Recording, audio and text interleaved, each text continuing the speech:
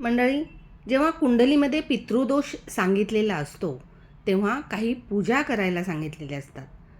पूजा करण्यापेक्षा आपण मी सांगितलेला जर मंत्र व्यवस्थित आपल्याला ठीक वाटेपर्यंत, बरे वाटेपर्यंत हा जर मंत्राचा उच्चार केला, जप केला, तर आपल्याला नक्की परिणाम मिळतो हे आपल्याला लक्षात येईल. पितृ म्हणजे आपलेच मृत्यू पावलेले पूर्वज असतात, ज्यांना अजून सद्गती मिळालेली नसते. पिंडदान करताना 3 पिंड केले जातात.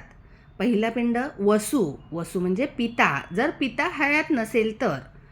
रुद्र म्हणजे वडिलांचे वडील, आजोबा, आणि आदित्य म्हणजे पंजोबा. आता आर्यमा ही पितृदेवता आहे. आर्यमा ही देवता मुख्य आहे. या पितृदोषासाठी आपण मंत्र म्हणताना या देवतेचा आपण मंत्र म्हणायचा आहे. ही देवता मुख्य आहे. यमराज न्यायाधीश आहेत आणि चित्रगुप्त हे लिखापडी करणारे मुन्शी आहेत. पितृदोष ठीक करण्यासाठी जो मंत्र आहे तो पुढील प्रमाणे. मंत्र असा आहे: ओम अर्यमाये नमहा.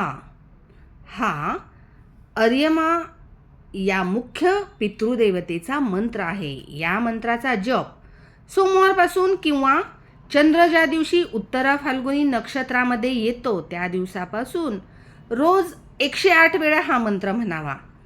या नक्षत्रावर आर्यमा देवता असते, त्या देवतेचे अधिपत्य असते.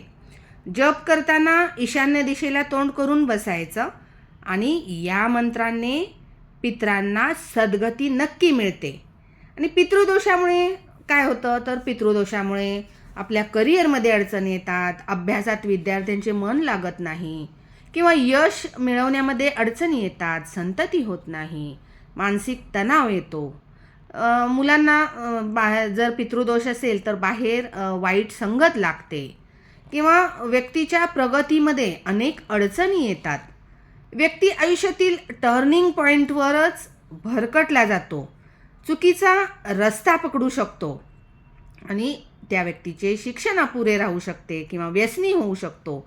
खोटे बोलून घरच्यांची फसवणूक अशी व्यक्ती करते. आईवडिलांशी या व्यक्तीचे पटत नाही. ज्या व्यक्तीला पितृदोष आहे त्या व्यक्तीचे आईवडिलांशी पटत नाही. अशावेळी त्या कुटुंबातील व्यक्तींच्या मनात किंवा मुख्य व्यक्तींच्या मनात असे विचार येतात की निगेटिव्ह विचार येतात आणि कोणी काही करणीबाधा केली का असे वाटायला लागते. म्हणून हा जो मंत्र दिलेला आहे आर्यमा देवतेचा, त्या मंत्राचा आपण जप करून आपल्याला संपूर्ण शांत बरे वाटेपर्यंत, आपल्याला दैनिक व्यवहारामधील अडचणी पूर्ण जाईपर्यंत या मंत्राचा जप करत राहायचा आणि चेंज वाटल्यानंतर आपण या मंत्राचा जप थांबवू शकतो. धन्यवाद.